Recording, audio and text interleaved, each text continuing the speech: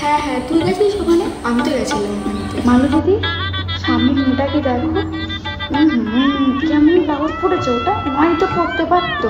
আমি যদি আগে জানতাম না যে পরিমলদা এই সমস্ত মেয়ে ছেলেদেরকে নিমন্ত্রণ করবে, আমি আমার বাবুটাকে নিয়ে আসতাম না।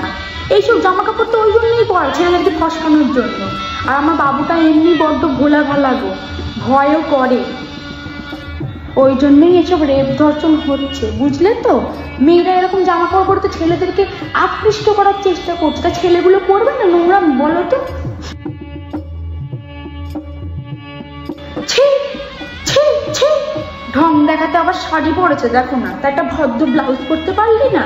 আর টিটটা তো এমন হাঁ করে খোলা যেন কেউ ওকে সাবান জালি ঘষে দেবে এখানে টিটের মধ্যে। ঢং একবারে। বাবা, আমি তো তাড়াতাড়ি খেয়ে দিয়ে বাড়ি চলে যাব, এইসব চোখের সামনে দেখাও পাপ।